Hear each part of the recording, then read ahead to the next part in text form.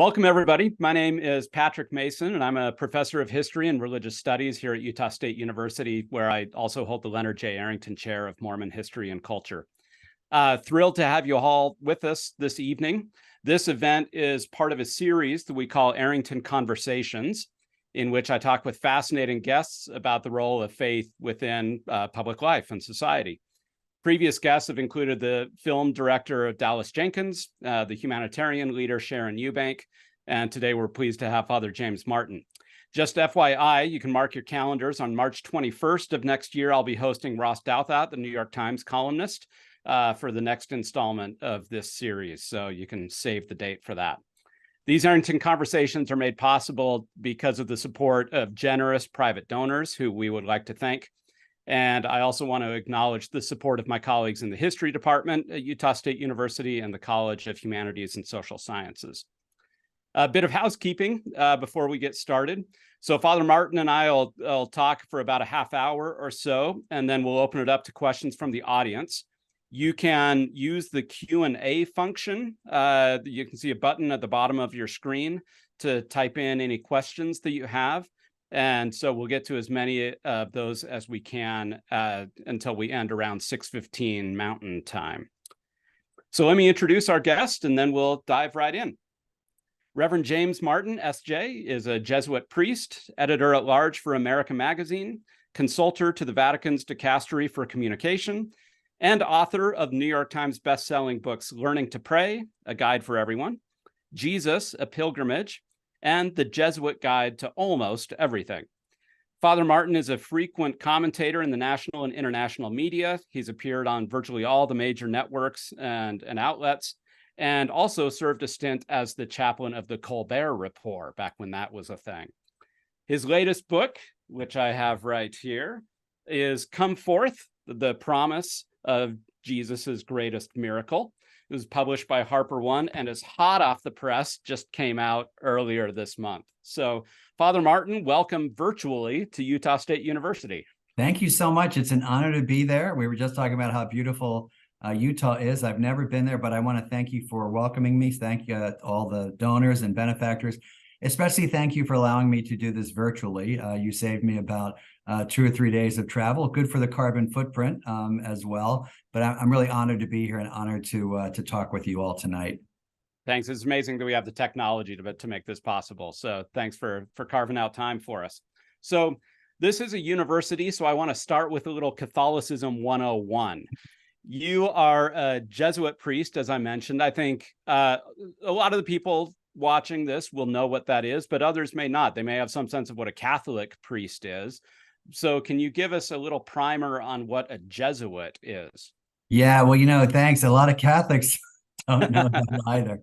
I think the easiest way to describe it is to say that I'm a member of what's called a religious order. And the ones that people might know about would be like the Franciscans, the Benedictines, the Dominicans, Trappists, monks, people like that. And what does that mean if you don't know about it? It means people who take vows of poverty, chastity, and obedience that live in community together. So I just had dinner with my Jesuit community. And we are, some of us are priests and some of us are brothers, which is not ordained. And we're all Catholics. So it's a little different than the parish model, the parish priest model, which is what most people are familiar with. These are priests that live in community. Jesuits do all sorts of things. They're probably best known in the United States or we're probably best known in the United States for our schools. Schools near you would be a lot of the schools on the West Coast. So, for example, Santa Clara, Loyola Marymount, Seattle University, Gonzaga. We have some good basketball schools as well. We have tons and tons of high schools, Phoenix, for example. I don't think there are too many Jesuits in Utah, but Colorado, we have retreat houses. So mostly education, retreat work, spiritual direction. Sometimes, to make it more complicated, this really complicates people, the local bishop will ask us to staff certain parishes. So even though we say we don't run parishes, the bishops will ask us to do that. And then, of course, the most famous Jesuit today is Pope Francis. Now, that is really confusing for people because we're not supposed to be bishops or cardinals, and certainly not Pope. And I remember when he was elected, because that was the line, like we're not in that path. We're not in that path to bishop and archbishop and cardinal. And I had so many people, people who Catholics as well as non-Catholics saying, wait a minute, I thought you said you guys couldn't do this. But, he was elected because obviously they saw something in him. So anyway, I'm a Jesuit priest. I entered the Jesuit order in 1988, and I became a priest in 1999. So that's what a Jesuit is. That's fantastic. So you mentioned the current Pope, Pope Francis, is a Jesuit. I mean, what did that mean for you and your fellow Jesuits, your Jesuit brothers, when that happened, and what might it tell us? I mean, it's been a few years he's been Pope, so he has a track record now, but what does it tell us about Pope Francis that his formation was through the Jesuit order? What a great question. I'm trying to think of an analogy, and it is even more unusual than saying, oh, an American became Pope, which would be very unusual. I'm trying to think of a Utah or LDS kind of analogy. But for us, it was just outside of our tradition. So our tradition as Jesuits is we, try to stay outside of that world of, as I said, bishop, which is kind of promotion, bishop, archbishop, cardinal, as far as possible, because, as you said, we run schools, we're priests and brothers. And what happens occasionally is that a Jesuit is asked by the Vatican to become a bishop in a diocese where perhaps there aren't as many local clergy, as we say. But Francis I think he was just so talented that the Vatican asked him to become Archbishop of Buenos Aires. Okay, so it's like, well, that's not that unusual. Mm-hmm. But when he was named Pope, he's the first Jesuit Pope, and we always joke, and the last one too, because he's kind of mixed things up so much. My favorite response, though, Patrick, is the head of the Vatican press agency was a fellow named Father Federico Lombardi, who was he was a priest, Jesuit, who had been doing this work in the Vatican for years. And so this Jesuit is named Pope, and all the media went to Father Lombardi, who they would normally go to anyway, just to ask questions about the new Pope. And they said to Father Lombardi, what does it mean to have a Jesuit Pope? And he said, I don't know. We've never seen it before. Exactly. So it's very strange. How does being a Jesuit contribute to his papacy? I think a couple of things. One, as I said, you have someone who did not kind of climb up that ladder the normal way. So he is kind of seen as you can probably tell from some of the commentary, a little bit of an outsider. Secondly, as I said, we take vows of poverty. That's one of the vows. So he's always lived simply. And so I think he's closer to the poor. But probably it's his spirituality. The spirituality of the Jesuits is a very open-minded spirituality. We're comfortable with change. We're comfortable with finding God in all things. And I think that's what you really see. You see someone who's not afraid of, things changing and maybe shaking the system up a little bit. But again, our joke in the Jesuits, he's the first Jesuit Pope and the last Jesuit Pope. Right. Because he's been such a, he's been kind of real shock to the system, I think, for people. Yeah. So, well, maybe you can tell us a little bit about your own path to the priesthood. It wasn't exactly straightforward. And I know you've told this story 1,000 times, but some of the people here won't have heard it. I mean, you weren't exactly the pious child who grew up always wanting to be a priest. You weren't, it wasn't what your parents had planned for you from the moment you were conceived. So do you mind telling that story of how you found your way into the priesthood? I'm happy to tell the story. So I grew up outside of Philadelphia. I went to the Wharton School of Business at the University of Pennsylvania. I'm skipping about 18 years. And studied business, worked for GE, formerly great company. I was just with some GE friends the other day. But, I started to get more and more dissatisfied. And I started to think, boy, this doesn't seem to fit, right? All of my friends were so gung-ho about business. And yet I thought, well, what am I going to do? I studied business and, unlike yourself, the whole world of kind of scholarship, the academy, but even teaching or art or anything, I just had this very kind of narrow view of what someone did. You went to work in an office. Mm-hmm. Mm-hmm.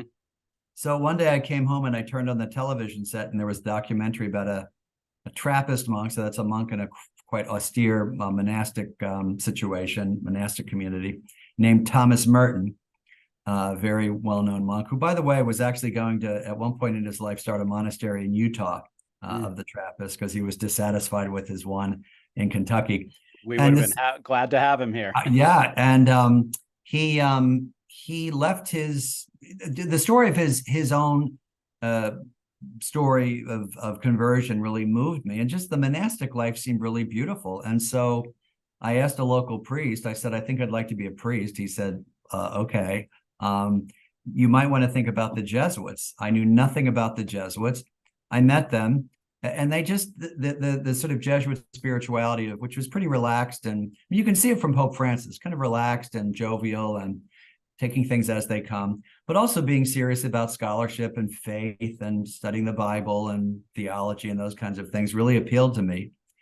And I thought about it for 2 years, and then someone said to me, what would you do if you could do anything you wanted to do? And I said, I'd be a Jesuit. And they said, why don't you? And I thought, yeah, why don't I? So I left GE, to the horror of my family and friends. And I mean horror, because I never really talked about it before with anyone. Your parents were Catholic. Yes. So right? Catholic, but not super Catholic. Okay.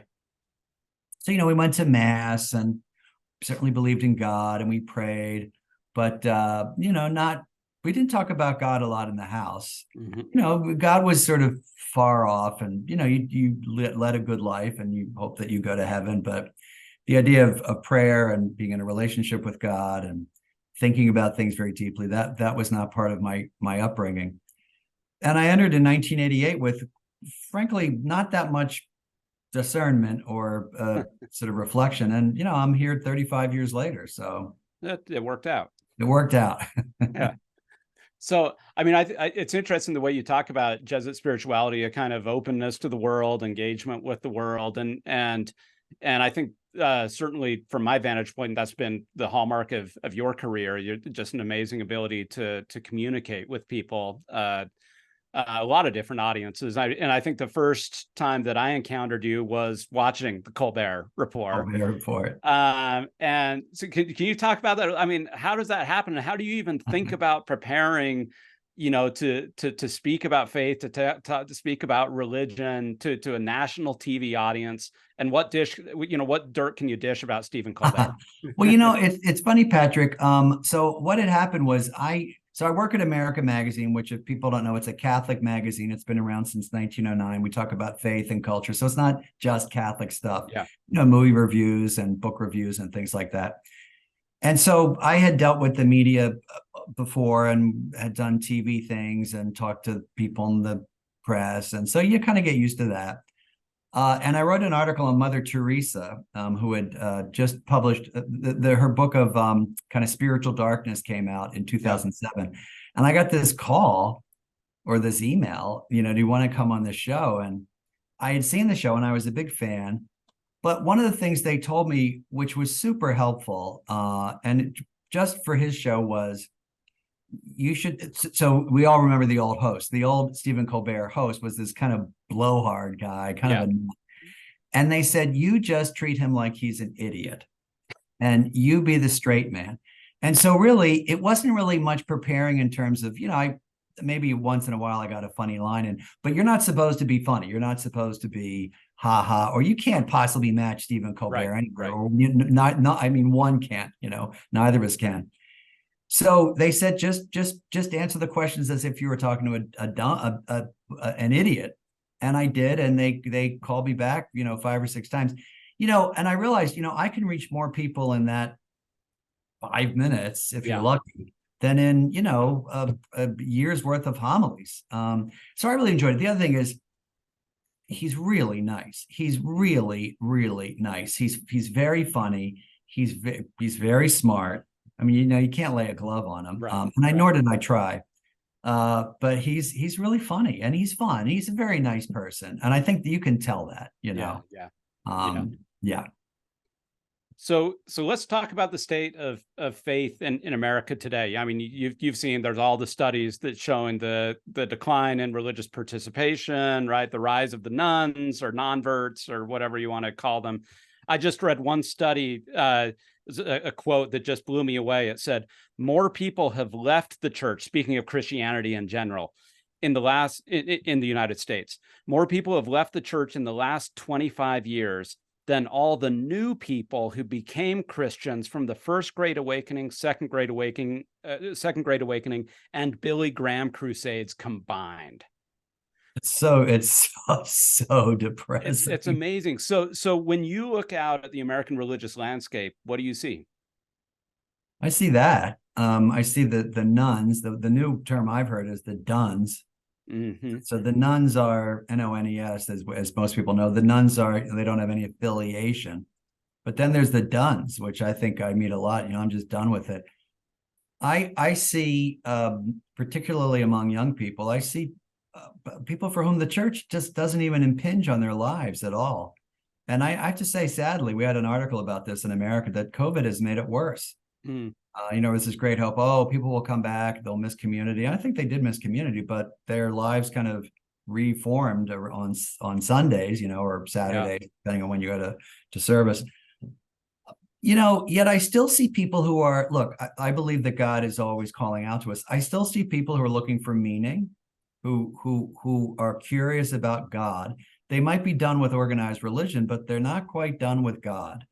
And I think certainly in the Catholic Church, we've had the sex abuse scandals, and I know lots of different churches, including our own, have struggled with that. That there's no church that is immune from that, and that's really pushed a lot of people away. Hypocrisy and financial scandals, but I think it's more kind of, so that's a big part. But I think it's more growing secularism, people getting busier, and the culture just sort of shifting away from that. And as I said, and yet there's a curiosity.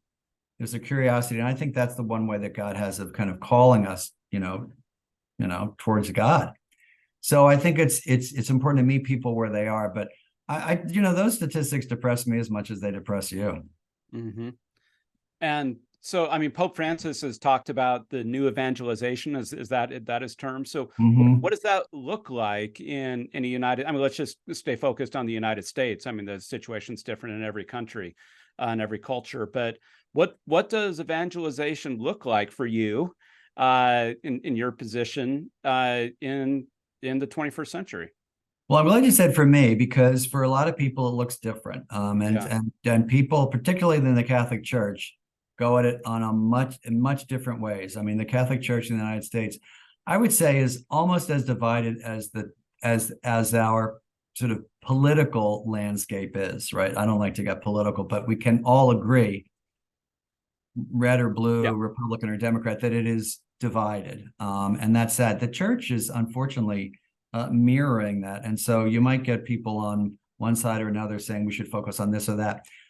For me, it is always about, not to get, I know you're an historian, but we're getting a little pious here, is focusing on the person of Jesus. Mm-hmm. It's focusing on inviting people into a relationship with God. It's focusing on helping people find meaning in their lives in a spiritual way. I don't mean that in a vague way. The Holy Spirit. And so that's what I try to do in my books and in my writings. It's funny. It's less about convincing and more about helping them encounter Jesus Christ, God, prayer, because that's the start. I feel you get not as far with argumentation. The other thing, I feel people are tired of arguments and debates, and they see it in the political sphere, and when they see it in the religious sphere, I think it turns them off. So sometimes I get drawn into it, but I just try to focus on Jesus and talk about the Gospels and talk about who he was, who he is, and then because I find that's naturally attractive for people. How do you think about religious truth in a post-truth age? Well, I still think there's truth. So there's something, and I know we say post-truth age. There are certain truths that I stand up and I say the creed every Sunday. That's for me. Those are non-negotiables. Now, I think that we talk in the Catholic Church of what's known as development of doctrine. I think the Catholic Church has changed. As is yours church and most church. Issues like slavery, of course, that's probably the most obvious one. The Apostle Paul talks about slaves, rather approvingly. I was just exchanging with someone on social media, I usually tweet out a little gospel reflection every day based on the Catholic Church's gospel reading. And it was the healing of the Roman centurion's servant, right, in Capernaum. And this person said, what do you think about him having a slave? And this is Jesus doesn't even address that. So we've changed our doctrine, right? But there are essentials that, for us as Catholics and Christians won't change. So we have to continue to proclaim those truths. But by the same token, I really believe this. I don't think you have to do it in an aggressive way, in a violent way, in a you're going to hell way. And I think, unfortunately, that's the way that many people in the United States see Christians, right? As a friend of mine says, see how they shove one another, right? So, yeah. Well, I was gonna wait on this, but it's actually a good time. One of my favorite columns of yours that I was reading and preparing for this was back in 2016, like the pre-pandemic times. I know we can barely remember, right? But it was a column called "Don't Be a Jerk." And in it, you share some advice that you got from a fellow Jesuit about living in religious community. I think it was specifically about living among Jesuits, but it's probably more applicable.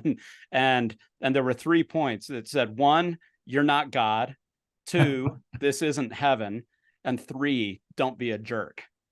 I mean, that sounds like pretty good, just kind of general life advice. And I have to say, you may know this guy since you're an historian. His name was John O'Malley. I certainly know his work. Yeah. Yeah. And that's where that came from. And John O'Malley was probably the greatest Jesuit historian, meaning he was a Jesuit priest who was an historian, was a PhD. Yeah. He was also an historian of Jesuit history. And he passed that on his novice director. So he died at the age of 95, I think, 2 or 3 years ago. So this would have been 70 or 80 years ago. Yeah. Don't be a jerk. Well, you're not God. You're not God. Very, very important.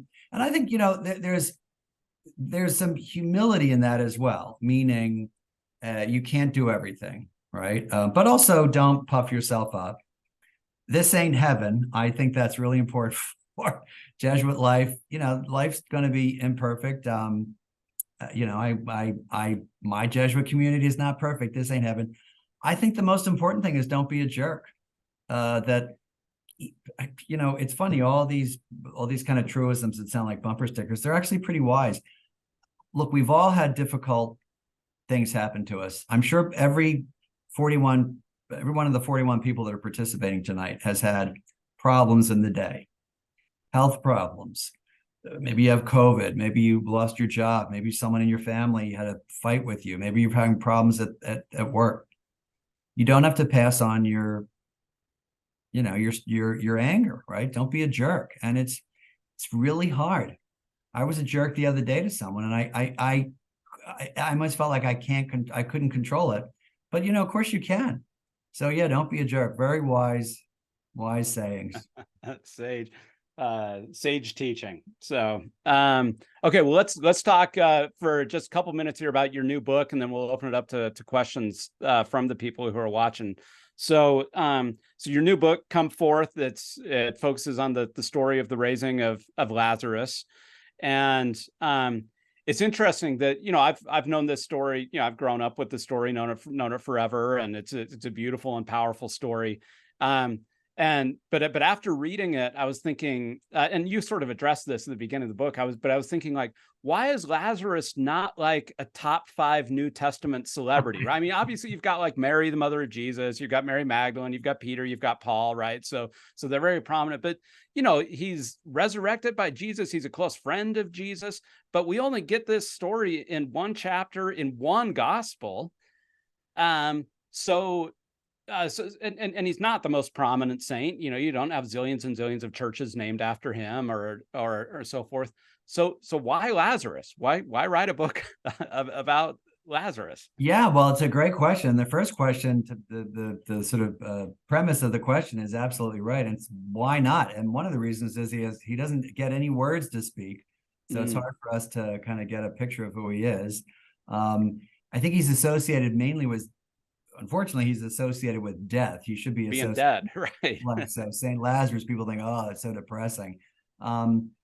but why the book on Lazarus? Well, two reasons. One, when I was a boy, when I was 16, 17, people with long memories will remember this. This might be before your time. There was a TV show, a miniseries called Jesus of Nazareth on TV, Franco Zeffirelli, and the passage of the raising of Lazarus was just blew me away, and it was more of a kind of dramatic high point for me than even the resurrection. And I just thought, who is this guy? What is going on here? Who are these two sisters? And for those who don't know the story, it's Jesus comes and raises his friend Lazarus, who's the brother of Martha and Mary, who have asked him to come, and raises him from the dead. He's been shut away in his tomb for 4 days. So it's always kind of imprinted itself on me. And then years later, I was on a pilgrimage to the Holy Land, and I visited his tomb, or at least what we think, we're pretty sure that this is his tomb. And I went down into it, and I thought, boy, what do I want to leave behind in this tomb? I mean, you're not in tombs too much, right? And how do I want to hear God call me to new life? And that's kind of the theme of the book, how the story, I look at biblical exegesis, spirituality, a little travelogue about, what the area is like, even some cultural history of Lazarus. How does it invite us to leave behind whatever is keeping us dead and bound? And so that was the point of the book. But it really became kind of this deep dive into the story, kind of turning over all the stones and trying to figure out what we could know about Lazarus, as well as Martha and Mary. And of course, the real star of the show is Jesus. Yeah, right. So I really enjoyed it. I love the book. I mean, and it does, it's similar to some of your other writing in terms of combining, engagement with scholarship, with close readings of texts, your own personal experience, orientation to, this reminded me of your Jesus, a Pilgrimage book, kind of orienting us to the sights and sounds and places where the New Testament Thanks for making that connection, because it was like the Jesus of Pilgrimage book for Lazarus. Yeah. And for people who haven't read it, I mean, each chapter you kind of walk through, you take just, a couple of verses and then kind of do a deep dive and reflection on what are these verses telling us.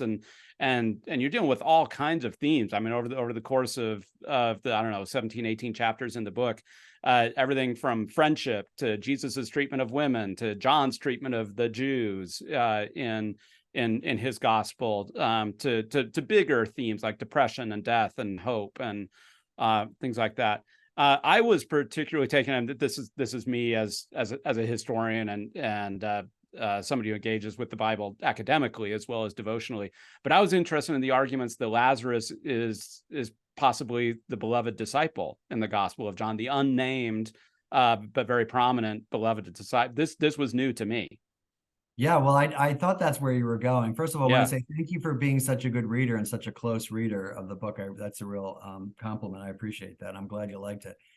Yeah, so for those people who aren't familiar with this, and maybe a lot of people are, the beloved disciple is the figure in John's gospel who is said to be in the gospel the source of many of the stories, right? Now, a lot of people say that it is John himself, which never made sense to me, because why is the writer of the gospel talking about someone else, kind of another? That was the tradition I grew up with, right? And he's just too humble to name himself because he sits next to Jesus at the Last Supper, and he doesn't want to brag. Yeah, exactly. But then you think, well, then what he's talking about, the beloved disciple saw this and you should believe it. But anyway, so a lot of people think it's John.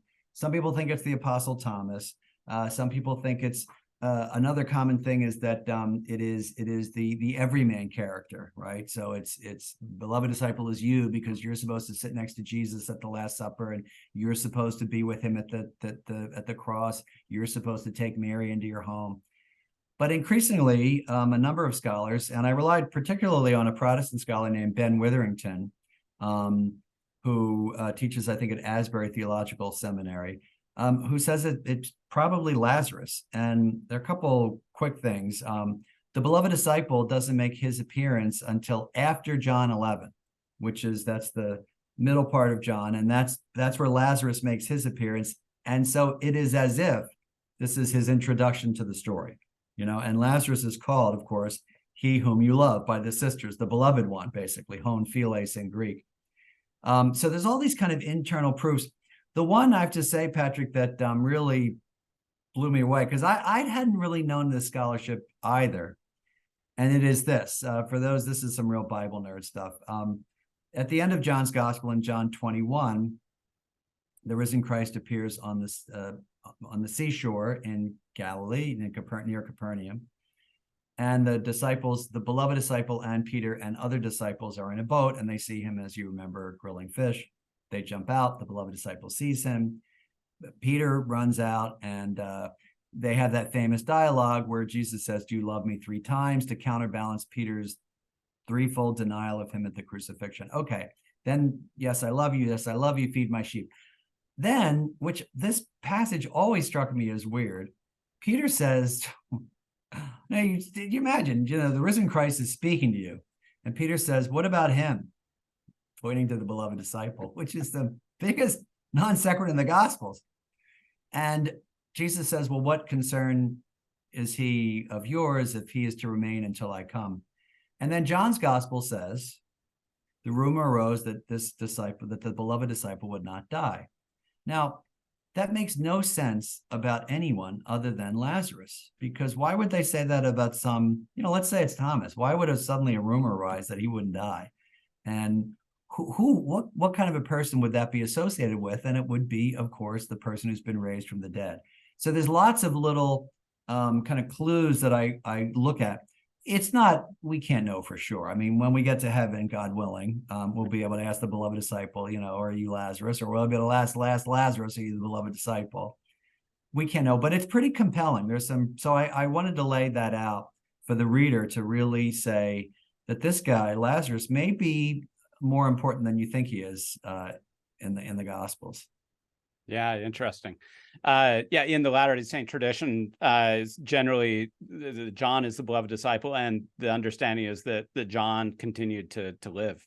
Jesus blessed him to continue to live sort of indefinitely. He might be on this call for all we know, listening, and well, and he can correct us then. Yeah, exactly. So with that, let's open it up to some questions from the audience. We've got several, and feel free to type them in, again using the Q&A button at the bottom of your screen. So I think you can see these, Father Martin, but I'll read them out for people who can't. The first one says, I've lived in Logan for the last 50 years after having grown up in the Midwest. I had Catholic education for 16 years, including a degree from St. Louis University, which is Jesuit. Being Catholic in Utah has been a real blessing. The Jesuit concept of being a contemplative in action has always been a guide for me. Can you say a few words about what that means? Yeah, that's great. And that's a great question. I hope you had a good time at St. Louis University, SLU. And so contemplative in action is another way of describing the Jesuit ideal. We talked earlier about finding God in all things. And it means having a contemplative stance and an active life. And so, for example, you're basically not running from, as we used to say, pillar to post and, going nuts and not being calm and not reflecting on things. It's an invitation to see, again, find God in all things, but to have an attitude of contemplation or reflection on your life. I really find that very helpful. I stayed at a couple monasteries, and they say, well, we're pretty active too. There's no one who's just a pure contemplative. So it's to get back to the Gospels, it's being a little bit like Martha and a little bit like Mary, right? So Martha is usually seen as the active one. Mary is the contemplative one. Mary of Bethany, Lazarus' sisters, both of them. And it's combining that, which I just find very helpful. It reflects the fact that people are active. Because if you just say to someone, "Oh, you need to be like a monk," and people, well, I have a family, I got to go shopping, right? I can't be a monk. And so it's realistic. But when you're shopping and when you're taking care of your kids, can you see this as an invitation to encounter God? Right, and to be contemplative and to know that God is with you in each moment. So it's a very friendly spirituality. Yeah, fantastic. The next question is, can you talk about Catholic teaching, specifically following your own conscience and reconciling with doctrines or policies, presumably of the church, that might conflict with your conscience? Yeah, boy, these are good questions. It's like my Masters of Divinity comprehensive exams. So in Catholic teaching, I know this may not be every Christian teaching. In Catholic teaching, there are certain levels of teaching. I mean, there's the creed, for example. I mean, the basics, right? We encounter Jesus in the Gospels, right? We encounter Jesus Christ, who we believe is risen from the dead, and there are teachings in the Gospels that he has set out that are pretty clear. There's 2,000 years of church teaching on honestly pretty much every topic, right? In the end, though, and of course, there's people's lived experiences, right? That people come up with. They bump into real life, and they bump into extremely complicated situations that may not be covered by every single church teaching. And in that case, in the Catholic Church, we believe that what's called the informed conscience, so a conscience that understands the Gospels and church teaching, is the final arbiter of the moral life, right? And so St. Thomas Aquinas, a famous saint, said that he would rather go against church teaching than go against his conscience. And I really believe that. I believe that as a Catholic, that we have within us we're temples of the Holy Spirit, and we're able to discern. So it's not just about kind of black and white, we're not robots. And when you are going against a doctrine or a policy, I think part of it is to be humble about it, meaning not, you just can't say, well, I don't like this, and therefore I'm going to just toss it out the window. It's, have you really prayed about it? Have you thought about it? I think the most common example that people would understand, certainly in the Catholic world, is contraception, right? And so there are many married couples who are Catholic. Something like 80% of Catholic married couples have no trouble with contraception. And so the idea is that these people have decided this in their conscience, right? And that this is how they come to decisions. And, we hope that they don't take these decisions lightly. So conscience is, according to Catholic teaching, the ultimate arbiter of the moral life. An informed conscience, which is an important point. Let me follow up on that. What does it mean for you? You talked about the vow of obedience that you've taken personally as a priest. How does that change things for you in terms of the way you think about conscience? No, because they're never, it's never like a conscience issue. I mean, for example, I don't want to be silly, but if someone's, so I have my Jesuit superiors. I just met with two of them today. And usually it's about ministry. It's like, we want you to do this at America Media. Now they might say, and they did, we might, maybe you should spend less time writing books and more time in the parish or something like that. But it's usually about mission. But they could say, they didn't, but they could say theoretically, you shouldn't go on Stephen Colbert's show because that's whatever, that's scandalous or something. And I'd have to say, okay. So it's actually not about conscience. They would never say, they would never say, go out and, kill this person. Right. It would never be against conscience. And even then, if they were to say that, I would not do it. But I don't think there's ever been a situation that I know Jesuits where it's been a conscience matter, like literally they ask you to do something that's immoral. Now they might ask you to do something you think is moral, right? So let's pick an example. There might be, let's say you are a young Jesuit, and this is hypothetical, and you want to protest something, and you want to protest some government thing. Your superior might say, yeah, that we don't want you to do that, because XYZ, you're not ordained yet, and this is really in the public eye. We try not to take political stances, which is true. So under obedience, we don't want you to do that. So that kind of impinges on conscience, but I think the Jesuit understands, look, you enter the Jesuits and you're entering a religious order, and this is part of being in a religious order. I often tell people that, for me, since I'm somewhat more public, I have to remember that the things that I say, reflects on other Jesuits, right? So it's also part of being a part of a bigger body too. Yeah, nice, thanks. Okay, so a couple of questions related here about the upcoming Synod of Synodality. So one is asking what your expected outcome is of that.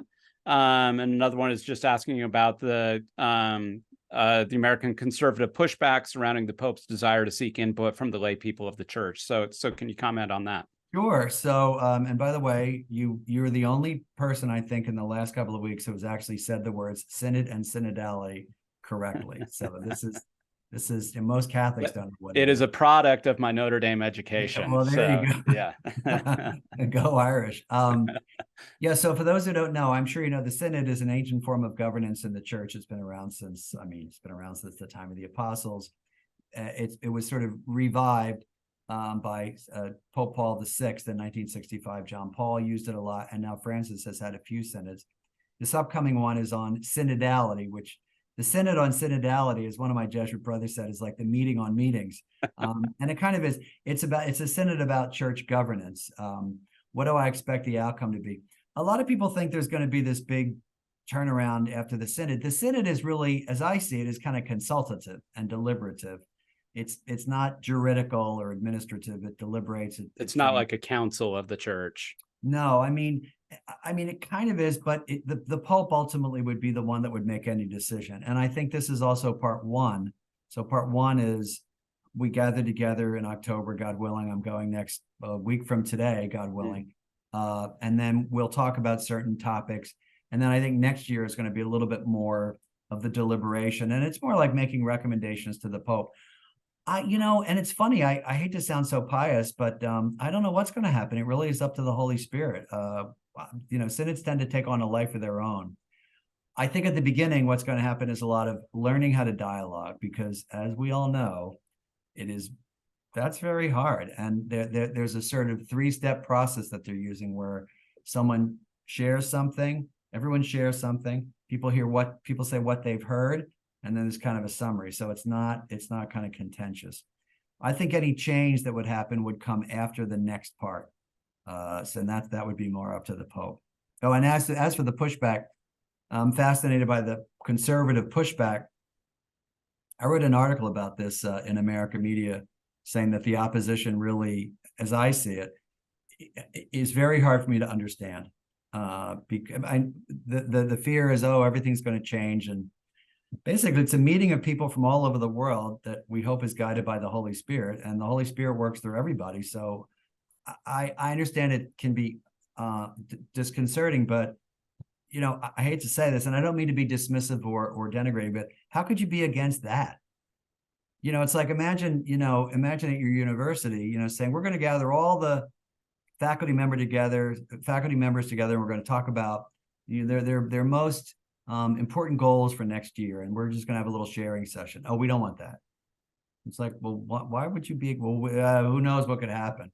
So I mean, at some point, you have to trust that the Spirit is at work in people, and that people have something valuable to say, even if it might be challenging. It's still valuable listening to people. So I think the fundamental insight for me of the Synod is that the Holy Spirit is at work in everybody. Right. Well, that's a good segue. Your faculty analogy is to a question actually from my department head, so I had to make sure we get to this one. He says, as you know, higher education's been going through a lot of questioning, both from the outside and soul searching on the inside.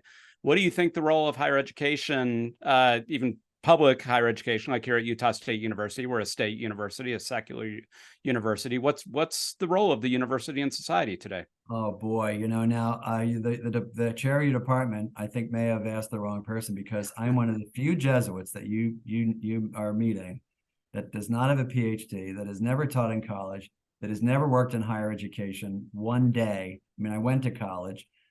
The only thing I could say is this: we have an ideal, or a kind of an ideal, which I really love. And I said, I've never even taught in a high school, right? The old Jesuit joke is, do you know French, or do you know Spanish? Do you know it? I've never even taught it.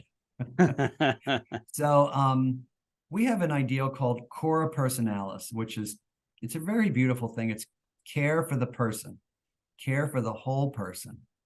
And so in the Jesuits, that means care not only for now this is obvious, the intellectual part of the person, not only for obviously the physical part, you feed, make sure the kids are safe and comfortable and have food and things like that, but the spiritual part of the person. And so cura personalis is really care for the whole person, and that's really a hallmark, that's the word I was looking for, of Jesuit education. Now I know public higher education, it's public education, and the spiritual part, of course, it can't be as overt. But I do think that developing people who have morals, developing people who are have some sort of spiritual life, if they're open to it, is just as important as the intellectual part. I read a very interesting article about the decline of civics civics, social studies, and they're sort of being thrown out the window in favor of STEM. And I'm sure you're all talking about this anyway. And it sort of betokens a lack of participation in, for example, the common good, right? So I think that's part of higher education too. I should probably end there because I think your department head and you would be able to answer this question much better. But I would share with you this concept of cora personalis, care for the whole person, which I find very beautiful. And I have to say something really resonates with students too. Let me just say that from a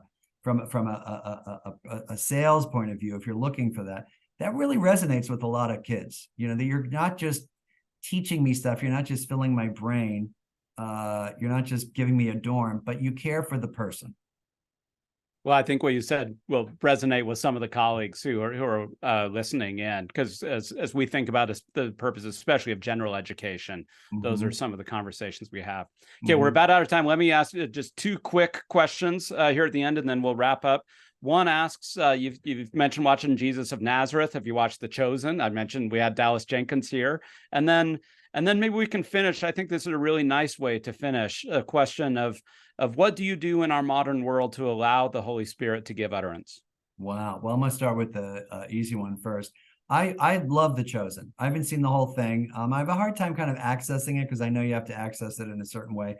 I've seen a couple episodes. I think it's great. As Jesuits, we invite people to sort of remember that these gospel stories, these are about real people, right? And I think one of the best parts of The Chosen is that it gives people backstories. They had backstories. You know, they weren't just kind of figures that walked on the set and then walked off and took their costumes off. You know, Mary and Martha and Lazarus had full lives, and so I think it's pretty brilliant. What do you do in the modern world to allow the Spirit to give utterance? What a great and profound question. I think that the most precise answer I can give, which is from St. Francis of Assisi, which is preach the gospel always, use words when necessary.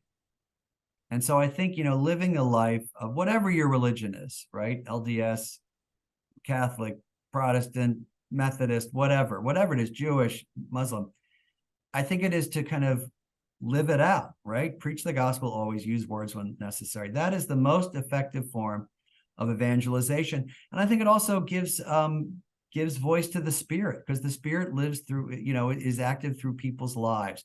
So the Spirit, for example, is active in a mother caring for her child. The Spirit is active in a teacher, who cares for the student. The Spirit is active for an adult child of a mother or father with Alzheimer's, right? So there is this way of kind of giving voice to the Spirit by living a holy life as you are called to live it. Terrific. Father Martin, thank you so much for your generosity, for your time. Again, I just want to recommend to everybody this book, Come Forth, The Promise of Jesus' Greatest Miracle, which I think really is a beautiful and smart and profound book and meditation on this biblical story. So thank you so much for spending some time with us tonight. My pleasure. Thank you, and God bless you all. Thanks. And thanks everybody for watching. We'll catch you next time.